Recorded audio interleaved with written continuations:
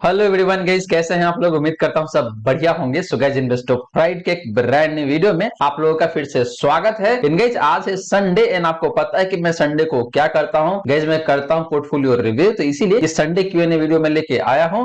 और आज के इस वीडियो में आप लोगों का जो पोर्टफोलियो है उसको मैं रिव्यू करने वाला हूं गाइस। और इसके लिए मैंने 6 पोर्टफोलियो को पिक करा हुआ है जो कि आप लोगों ने सेंड किया हुआ था कमेंट के थ्रू। तो इन्हीं 6 पोर्टफोलियो को मैं रिव्यू करने वाला हूं आज के इस वीडियो में। इसके साथ साथ गाइस, मैं आपको ये बताने वाला हूं कि अगर आपके पास 12 लाख रुपए अभी भरा हुआ है तो उस 12 लाख रुपए को आप कैसे इन्वेस्ट करेंगे लमसम के थ्रू म्यूचुअल फंड में। तो यहाँ पे टोटल मैं 4 फंड बताने वाला हूं आपको। तो देखते हैं कि वो चारों फंड कौन सा है और किस तरीके का फंड है जो कि आपको लंबे समय में काफी अच्छा खासा कॉर्पस बना के दे सकता है गाइस। एंड लास्टली गाइस, मैं आपको ये बताने वाला हूं कि अगर आपका सैलरी कम है और आपका जो इन्वेस्टमेंट का बजट है वो कहीं ना कहीं 3,000 के आसपास में ही आता है, तो इस 3,000 को इन्वेस्ट करके आप कैसे अगले 25 सालों में बना सकते हैं 1,83,00,000 रुपए। जी हाँ दोस्तों, आपने बिल्कुल सही सुना। आप 3,000 पर मंथ के हिसाब से इन्वेस्ट करके अगले 25 सालों में बड़े ही आसान तरीके से बना सकते हैं 1,83,00,000 रुपए गाइस। वहीं गाइस, अगर आप साल 2023 में इन्वेस्ट करना चाहते हैं मिड कैप कैटेगरी के फंड में और आप कंफ्यूज है कि आपके लिए कौन सा फंड बेहतरीन हो सकता है मिड कैप कैटेगरी से, तो इस पे मैंने काफी डिटेल में एक वीडियो बना रखा है। तो उस वीडियो का लिंक आपको डिस्क्रिप्शन में दे दूंगा या फिर मिल जाएगा स्क्रीन पे, तो जाके देख लीजिएगा।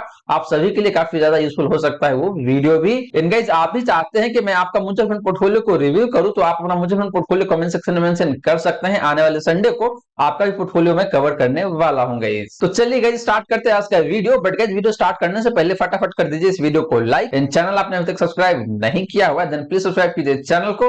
इन साथ के साथ नोटिफिकेशन बेल ऑन करके ऑल पे क्लिक कर लीजिएगा ताकि जब भी इस चैनल पे वीडियो लेके आऊंगा सारे वीडियो का नोटिफिकेशन आपको मिलता रहेगा। तो गाइस, जैसे मैंने आपको बताया कि हम लोग सबसे पहले बात करने वाले हैं पोर्टफोलियो रिव्यू का। उसके बाद गाइस हम लोग बात करने वाले हैं कि 12 लाख रुपीज अगर आपके पास है तो उसको कहां इन्वेस्ट कर सकते हैं लमसम के माध्यम से। लास्टली गाइस, मैं आपको बताने वाला हूं कि अगर आपके पास 3,000 पर मंथ के हिसाब से बजट है तो उस 3,000 को यूज करके आप कैसे अगले 25 सालों में बना सकते हैं 1,83,00,000 रुपए। तो चलिए सबसे पहले बात कर लेते हैं यहाँ पे म्यूचुअल फंड पोर्टफोलियो रिव्यू का। तो गाइस, बात करें यहाँ पे पहला पोर्टफोलियो का तो सुदीप पटेल है। इन्होंने अपना पोर्टफोलियो पोस्ट किया हुआ है और इनका कहना है I have following funds in my portfolio. पहला फंड है यहाँ पे आपका एक्सिस स्मॉल कैप फंड, दूसरा फंड है यहाँ पे निपुण इंडिया स्मॉल कैप फंड, तीसरा फंड है यहाँ पे आपका एक्सिस ग्रोथ अपॉर्चुनिटी फंड, चौथा फंड है यहाँ पे आपका ICICI prudential index fund and पांचवा फंड है यहाँ पे आपका टाटा डिजिटल इंडिया फंड। तो ये 5 फंड है और इनका फर्दर कहना है कि please review my portfolio and let me know in case of any changes required. तो सुदीप भाई, आपका जो पहला फंड है एक्सिस स्मॉल कैप फंड, ये फंड मुझे काफी सही दिखता है, तो कहीं कोई दिक्कत वाली बात नहीं है। यहाँ पे बात करें सेकंड फंड का यानी कि निपुण इंडिया स्मॉल कैप फंड का, तो ये फंड भी काफी शानदार है और लॉन्ग टर्म में काफी बेहतरीन तरीके से परफॉर्म किया हुआ है। हालांकि इस फंड का जो फंड साइज है यानी कि जो एसेट अंडर मैनेजमेंट है वो काफी ज्यादा देखने को मिलता है एक स्मॉल कैप कैटेगरी के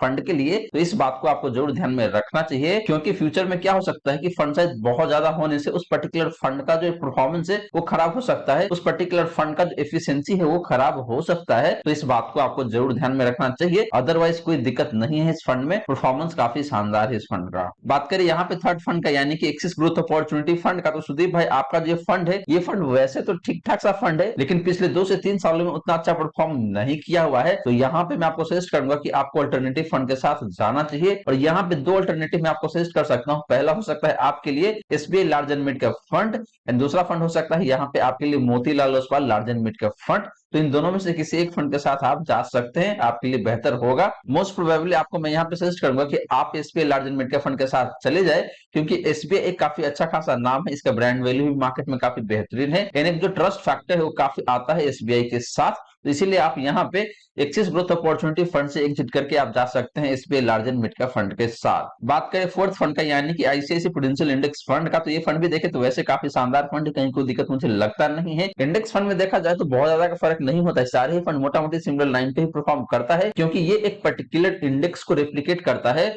और जैसा इंडेक्स परफॉर्म करता है उसी तरीके से इंडेक्स फंड भी परफॉर्म करता है।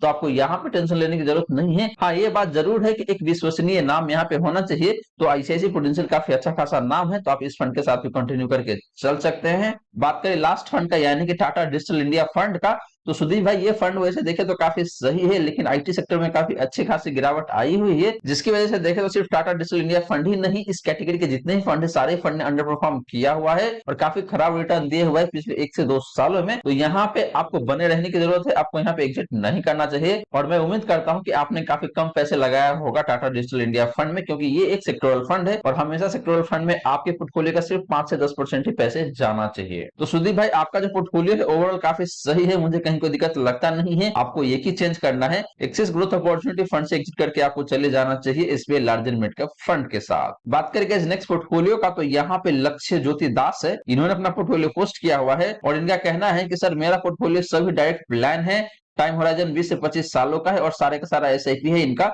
तो इनके पोर्टफोलियो में जो पहला फंड है, जो फंड निकल के आता है यहाँ पे आपका एसबीआई स्मॉल कैप फंड, जिसमें 2000 पर मंथ के हिसाब से एसआईपी है। सेकंड फंड निकल के आता है यहाँ पे आपका Canara Robeco small cap fund, जिसमें देखो तो 1000 पर मंथ के हिसाब से एसआईपी है। बात करें थर्ड फंड का, तो निकल के आता है यहाँ पे आपका टाटा स्मॉल कैप फंड, जिसमें देखे तो 1000 पर मंथ के हिसाब से एसआईपी है। एंड बात करें फोर्थ फंड का, तो फंड निकल के आता है यहाँ पे आपका PGIM India mid cap fund, जिसमें देखे तो 1000 पर मंथ के हिसाब से एसआईपी है। एंड फर्दर इनका कहना है कि प्लीज सर मार्गदर्शन दीजिएगा, ये पोर्टफोलियो में और कुछ प्लान ऐड करना है, कौन सा फंड लू सर। तो लक्ष्य ज्योति आपका जो पोर्टफोलियो मुझे काफी सही दिखता है, हालांकि आपका पोर्टफोलियो काफी स्मॉल कैप सेंट्रिक यहाँ पे देखने को मिल रहा है, क्योंकि 4 में से 3 फंड आपका स्मॉल कैप कैटेगरी का है और 1 फंड आपका मिड कैप कैटेगरी का है। तो ये पोर्टफोलियो काफी हाई रिस्क पोर्टफोलियो हो जाता है। तो मैं उम्मीद करता हूं आप बहुत ज्यादा रिस्क लेने के लिए तैयार है। तो यहाँ पे मैं आपको एक सजेशन जरूर दूंगा कि आपको Canara Robeco small cap fund से एग्जिट कर जाना चाहिए और आपको ऐड करना चाहिए यहाँ पे क्वांट स्मॉल कैप फंड, क्योंकि वैसे देखा जाए तो Canara Robeco small cap fund भी खराब फंड नहीं है, ये भी काफी अच्छा फंड है। लेकिन आपके पास ऑलरेडी 2 स्मॉल कैप कैटेगरी का फंड है, SBI small cap fund and Tata small cap fund. तो यहाँ पे मैं आपको सजेस्ट करूंगा कि आप एक aggressive small cap fund add करें अपने पोर्टफोलियो में। यानी इसके साथ साथ आप ऐड कर सकते हैं एक फ्लेक्सी कैप फंड, क्योंकि आपके पोर्टफोलियो में कोई भी लार्ज कैप कैटेगरी का फंड नहीं है। तो आपको एक plane vanilla large cap fund add नहीं करना चाहिए अपने पोर्टफोलियो में। इसके बदले आप जा सकते हैं एक फ्लेक्सी कैप फंड के साथ, जहां पे देखिए तो मोटा मोटी 50-60% इन्वेस्ट रहता है हमेशा लार्ज कैप स्टॉक्स में। तो मैं आपको सजेस्ट करूंगा कि आप जा सकते हैं पाराग पारी फ्लेक्सी कैप फंड के साथ। तो इस तरीके से आपका जो पोर्टफोलियो है काफी बेहतरीन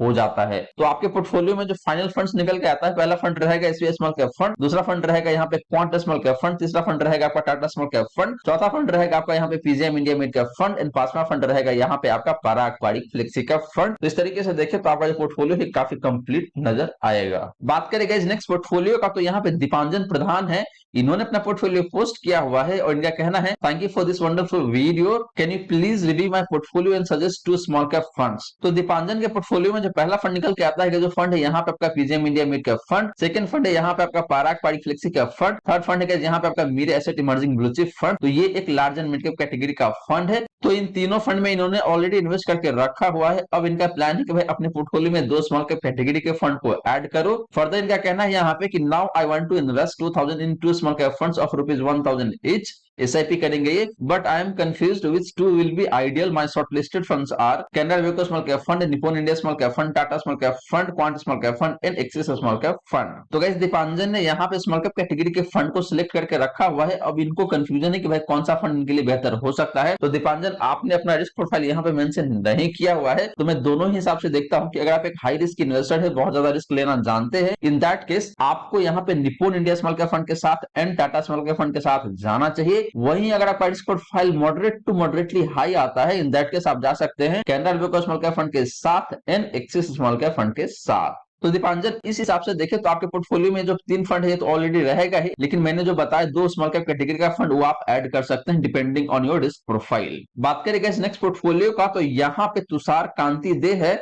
इन्होंने अपना पोर्टफोलियो पोस्ट किया हुआ है और इनका कहना है यहाँ पे कि sir please review my profile. Total SIP है इनका 6000 पर मंथ के हिसाब से और इनका टेन्योर है 10 से 15 साल का।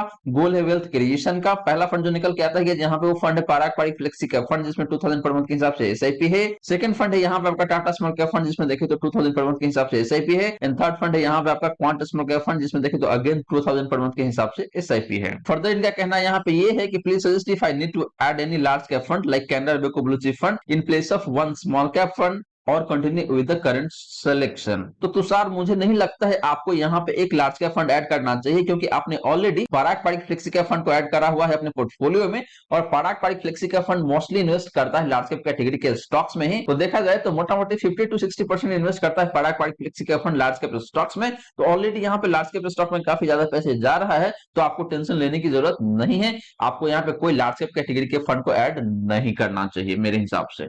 बात करेंगे नेक्स्ट पोर्टफोलियो का, तो यहाँ पे मोहित यादव है, इन्होंने अपना पोर्टफोलियो पोस्ट किया हुआ है और इनका कहना है, please review my portfolio sir. Parag Parikh flexi का फंड इनका पहला फंड है, मीरा एसेट मिड का फंड इसका दूसरा फंड है, एक्सिस स्मॉल का फंड इनका तीसरा फंड है और हर एक फंड में 3000 पर मंथ के हिसाब से इनका एसआईपी चल रहा है फॉर नेक्स्ट 30 ईयर। तो मोहित भाई, आपका जो पहला फंड है यहाँ पे पराग पारिक फ्लेक्सी का फंड, ये फंड मुझे काफी सही दिखता है, तो यहाँ पे आपको कोई चेंज करने की जरूरत नहीं है। दूसरा फंड जो आपका है यहाँ पे मिड कैप कैटेगरी से Mirae asset mid cap fund, यहाँ पे मैं आपको सजेस्ट करूंगा कि आप इस फंड से एग्जिट कर जाए और आप अपने पोर्टफोलियो में ऐड कर सकते हैं इधर क्वांट मिड का फंड या फिर मोतीलाल ओसवाल मिड का फंड, ये ज्यादा बेहतर हो सकता है। अगर आप एक हाई रिस्क इन्वेस्टर हैं, दैट केस आप जा सकते हैं क्वांट मिड का फंड के साथ, या फिर अगर आपका रिस्क प्रोफाइल कहीं ना कहीं मॉडरेट है या फिर मॉडरेटली हाई है, इन दैट केस आप जा सकते हैं Motilal Oswal mid cap fund के साथ। लास्ट फंड की बात करूं मैं यहाँ पे एक्सिस स्मॉल कैप फंड का, तो ये फंड वैसे सही है, लेकिन अगर आप ज्यादा रिस्क लेना चाहते हैं, इन दैट केस आप ऐड कर सकते हैं क्वांट स्मॉल कैप फंड या फिर टाटा स्मॉल कैप फंड भी काफी बेहतरीन होगा। हालांकि टाटा स्मॉल कैप फंड बहुत ज्यादा रिस्की फंड नहीं है। तो आशा करता हूं मोहित भाई आपके क्वेश्चन का आंसर यहाँ पे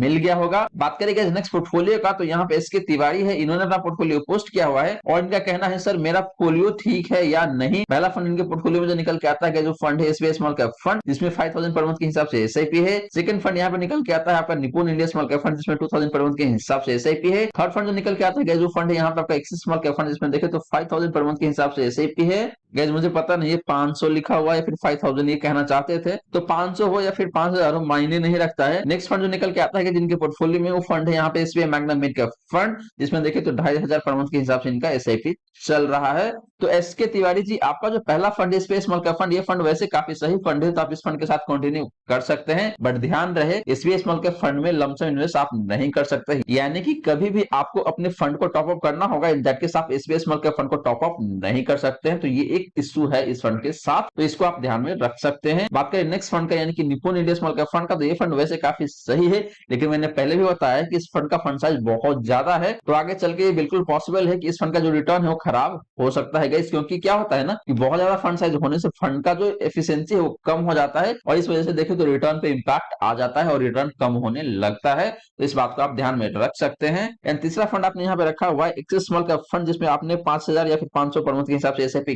करा हुआ है। तो यहाँ पे मैं आपको सजेस्ट करूंगा कि आप इस फंड से एग्जिट कर जाए और आप अपने पोर्टफोलियो में ऐड कर सकते हैं क्वांट स्मॉल कैप फंड, अगर आप ज्यादा रिस्क लेना चाहते हैं तो। अगर आप ज्यादा रिस्क नहीं लेना चाहते हैं, दैट केस आप जा सकते हैं टाटा स्मॉल कैप फंड के साथ भी। बात करें चौथे फंड का यानी कि SBI Magna mid cap fund का, तो ये फंड हालांकि बहुत सही फंड है, तो आप इस फंड के साथ कंटिन्यू कर सकते हैं। इसके तिवारी जी, यहाँ पे मैंने एक पॉइंट नोटिस किया है कि आपने अपने पोर्टफोलियो में ना ही लार्ज कैप कैटेगरी के फंड को ऐड कर रखा हुआ है और ना ही फ्लेक्सी कैप कैटेगरी को फंड को ऐड कर रखा है। तो यहाँ पे मैं आपको सजेस्ट करूंगा कि आपको एक flexi cap fund at least add करना चाहिए अपने पोर्टफोलियो में, और वो फंड हो सकता है आपके लिए पराग पारिक फ्लेक्सी कैप फंड। तो गाइस, ये तो बात रही आज का पोर्टफोलियो रिव्यू का। एंगेज मैं आशा करता हूँ जिन लोगों का भी क्वेश्चन यहाँ पे था, सभी लोगों को जो भी आंसर चाहिए था वो आंसर मिल गया होगा। स्टिल अगर आपके मन में कोई डाउट है, कोई क्वेश्चन है, तो आप कमेंट सेक्शन में पूछ सकते हैं, वहां पे मैं आपको क्वेश्चन का रिप्लाई कर दूंगा। अब चलिए गाइस बात करते हैं कि अगर आपके पास 12 लाख रुपीज पड़ा हुआ है और आप एक मॉडरेट रिस्क की इन्वेस्टर है, इन दैट केस आपके लिए कौन सा फंड होगा जो कि बेहतरीन हो सकता है लमसम इन्वेस्टमेंट करने के लिए। इनका इसके बाद मैं आपको ये भी बताने वाला हूं कि अगर आपके पास सिर्फ 3000 रुपए पर मंथ के हिसाब से बजट है और आप उस पैसे को इन्वेस्ट करना चाहते हैं मार्केट में, तो कैसे उस 3000 पर मंथ के हिसाब से आप बना सकते हैं अगले 25 सालों में 1,83,00,000 रुपए या फिर 1,85,00,000 रुपए के आसपास में। तो गाइस पहले बात करें यहाँ पे रमन बैथ का, तो इनका कहना है, thanks for this video,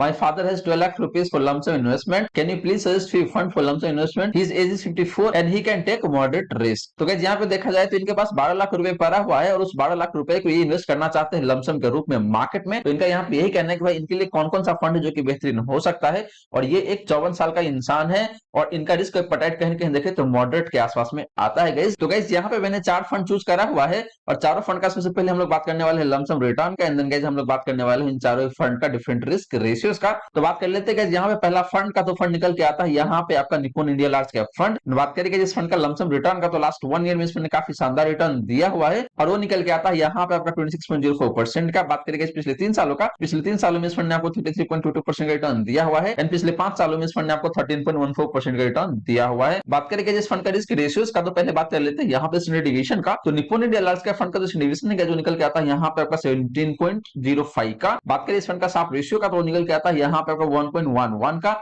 and बात करेंगे अल्फा का तो निकल के आता है यहाँ पे आपका 2.7% का। तो गाइस रिस्क रेशियोज भी देखे तो काफी शानदार है इस फंड का, एंड लमसम रिटर्न भी देखे तो काफी बेहतरीन है। इसलिए अगर आप बात करते हैं पिछले 1 साल का या फिर पिछले 3 सालों का, तो बात करेंगे नेक्स्ट फंड का तो निकल के आता है यहाँ पे आपका पराग पारिक फ्लेक्सी का फंड। एंड बात करेंगे जिस फंड का लमसम रिटर्न का, तो लास्ट 1 ईयर में पराग पारिक फ्लेक्सी का फंड ने भी काफी बेहतरीन रिटर्न दिया हुआ है, और वो निकल के आता है यहाँ पे आपका 20.74% का। पिछले 3 सालों में भी इस फंड ने काफी शानदार रिटर्न दिया हुआ है गाइस, और वो निकल के आता है यहाँ पे आपका 31.48% का। बात करेंगे पिछले 5 सालों का, तो यहाँ पे इस फंड ने आपको मोटा मोटी 18.5% का रिटर्न दिया हुआ है। वही बात करेंगे जिस फंड का रिस्क रेशियोज का, तो पहले बात करते हैं स्टैंडर्ड डिवीजन का, तो स्टैंडर्ड डिवीजन काफी कम निकल के आता है पराग पारिक फ्लेक्सी का फंड का, और वो निकल के आता है यहाँ पे आपका 14.09 का। बात करेंगे साफ रेशियो का, तो निकल के आता है यहाँ पे आपका 1.43 का।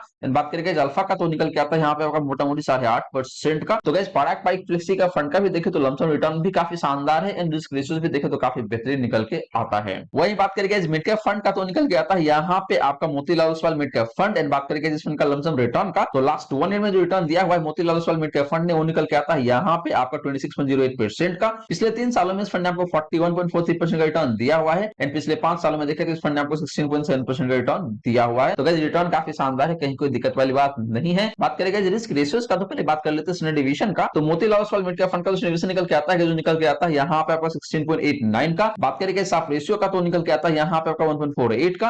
एंड बात करेंगे अल्फा का, तो निकल के आता है यहाँ पे आपका 4.95% का, ऑलमोस्ट 5% का। तो गाइस जैसे मैंने आपको बताया कि इस फंड का रिटर्न भी काफी बेहतरीन है लमसम का, एंड रिस्क रेशियोज भी देखे तो काफी शानदार दिखने को मिल रहा है। बात करेंगे लास्ट फंड का यानी कि स्मॉल कैप कैटेगरी का फंड का, तो फंड निकल के आता है यहाँ पे आपका Tata small cap fund. And बात करेंगे इस फंड का लमसम रिटर्न का, तो लास्ट 1 ईयर में इस फंड ने काफी बेहतरीन रिटर्न दिया हुआ है, और वो निकल के आता है यहाँ पे आपका 29.63% का। बात करेंगे इस पिछले 3 सालों का, तो यहाँ पे इस फंड ने आपको 48.39% का रिटर्न दिया हुआ है। एंड बात करेंगे इस पिछले 5 सालों का, तो ऑलरेडी मैंने काफी सारे वीडियो में आपको बता रखा है कि टाटा स्मॉल कैप फंड 5 साल पुराना फंड नहीं है, तो इसलिए यहाँ पे कोई डेटा दिखने को नहीं मिलता है गाइस। तो guys Tata small cap fund का रिटर्न देखें तो काफी बेहतरीन हो, चाहे बात करें आप लास्ट 1 ईयर का या फिर लास्ट 6 ईयर का। बात करेंगे रिस्क रेशियोज का, तो यहाँ भी काफी शानदार रिस्क रेशियो जो निकल के आता है टाटा स्मॉल कैप फंड का। तो पहले बात कर लेते हैं स्टैंडर्ड डिवीजन का, तो टाटा स्मॉल कैप फंड का डिवीजन का जो निकल के आता है यहाँ पे आपका 15.84 का। बात करेंगे स्टाफ रेशियो का, तो ये भी काफी शानदार 1.85 का। बात करेंगे अल्फा का, तो ये भी बेहतरीन निकल के आता है यहाँ पे आपका 8.26% का। तो गाइस इन चारों फंड का लमसम रिटर्न काफी बेहतरीन है across the time frame, and risk ratios भी देखे तो काफी बेहतरीन निकल के आता है गाइस। तो गाइस ये तो बात रही कि अगर आपके पास 12 लाख रुपए पड़ा हुआ है तो उस पैसे को कौन कौन से फंड में आपको इन्वेस्ट करना है और कैसा परफॉर्मेंस रहेगा आगे चल के। क्योंकि गाइस क्या होता है ना कि आप पास्ट के बेसिस पे एक वैल्यूएशन या फिर इवैल्यूएशन कर सकते हैं उस फंड का कि भाई आगे चल के किस तरीके से परफॉर्म करेगा। तो यहाँ पे हमने पिछले 1 साल, पिछले 3 साल और पिछले 5 सालों का भी बात कर लिया, एंड रिस्क रेशियोज भी हमने देख लिया इन चारों फंड का। तो ये चारों फंड काफी शानदार है। तो रमन भाई आप अपने फादर से कह सकते हैं कि भाई इन चारों फंड में जाके इन्वेस्ट करें, बट इन्वेस्ट करने से पहले आपको खुद भी अपना रिसर्च या फिर स्टडी करना चाहिए, उसके बाद ही जाके आपको इन्वेस्ट करना चाहिए। आपको ब्लाइंडली मेरे ऊपर ट्रस्ट नहीं करना है। बात रही फंड एलोकेशन का, तो यहाँ पे मैं आपको सजेस्ट करूंगा कि आप Nippon India large cap fund and Parag Parikh flexi cap fund मिला के मोटा मोटी 70 to 80% पैसे यहाँ पे इन्वेस्ट कर सकते हैं, एंड बाकी के जो 20 से 30% पैसे बच जाएगा आपके पास, उसको आप इन्वेस्ट कर सकते हैं Motilal Oswal mid cap fund के साथ and Tata small cap fund के साथ यहाँ पे। अब चलिए गाइस बात करते हैं कि अगर आपके पास 3000 पर मंथ के हिसाब से एसआईपी का बजट है और आप उस पैसे को इन्वेस्ट कर सकते हैं अगले 25 सालों के लिए, और आप हर एक साल अपना एसआईपी अमाउंट को 10% के हिसाब से बढ़ाते चलेंगे, इन दैट केस कितना पैसे बना सकते हैं। तो गाइस यहाँ पे देखिए तो आपके पास 3000 पर मंथ के हिसाब से एसआईपी चलेगा हर एक महीने। बात करें एनुअल स्टेप अप का, तो रहेगा 10% के हिसाब से, और आपको इन्वेस्ट करना है यहाँ पे 25 सालों के लिए, और आपका जो एक्सपेक्टेड रिटर्न है जो निकल के आता है यहाँ पे आपका 15% का। यानी कि गाइस कहने का मतलब ये है कि हर एक साल आपको 3000 पर मंथ के हिसाब से मंथली एसआईपी करना है, और उस एसआईपी को हर एक साल आपको 10% के हिसाब से बढ़ाते चलना है। तो आपका जो एसआईपी अमाउंट है हर एक साल बढ़ता जाएगा ऊपर की तरफ। तो इस तरीके से देखिए तो आप अगले 25 सालों में काफी शानदार कॉर्पस बना के ला सकते हैं। तो आपका जो अमाउंट इन्वेस्टेड रहेगा यहाँ पे वो बन के आता है 35,40,494 रुपीज का। बात करें यहाँ पे एस्टिमेटेड रिटर्न का, तो निकल के आता है आपको 1,47,65,963 रुपीज का। एंड बात करेंगे टोटल कॉर्पस का यानी कि invested amount plus estimated return का, तो निकल के आता है यहाँ पे आपका 1,83,06,457 रुपीज का। तो गाइस इस तरीके से देखें तो अगर आप एक मॉडरेट रिस्क की इन्वेस्टर है और आप बहुत ज्यादा रिस्क नहीं लेना चाहते हैं और आपके पास बजट भी कम है, 3000 के आसपास में बजट है, इन दैट केस आप इन्हीं चारों फंड में जाके इन्वेस्ट कर सकते हैं। ये चारों फंड आपके लिए बेहतरीन हो सकता है, क्योंकि ये चारों फंड कहीं ना कहीं देखें तो मॉडरेट रिस्क की इन्वेस्टर के लिए ही बेहतरीन हो सकता है। और इस तरीके से आप इन्वेस्ट करेंगे तो आप अगले 25 सालों में 1,83,00,000 रुपए बड़े ही आसान तरीके से बना सकते हैं गाइस। बस आपको एक डिसिप्लिन मेंटेन करके रखना पड़ेगा। हर एक महीने आपको 3,000 पर मंथ के हिसाब से एसआईपी करना है और हर एक साल आपको 10% के हिसाब से बढ़ाते चलना है। तो अगर आप इस डिसिप्लिन को मेंटेन कर लेते हैं और आप इन्वेस्ट करते हैं अगले 25 सालों के लिए, तो जैसे मैंने आपको बताया कि आप बड़े ही आसान तरीके से बना सकते हैं 1,83,00,000 रुपए सिर्फ 3,000 रुपए पर मंथ के हिसाब से इन्वेस्ट करके। तो गाइस ये रही सारी बातें जो हमने की आज के इस वीडियो में। और गाइस यहाँ पे मैंने आपको 6 म्यूचुअल फंड पोर्टफोलियो रिव्यू करके दिया हुआ है। तो गाइस मैं आशा करता हूँ यहाँ से आपको काफी अच्छी खासी लर्निंग मिली होगी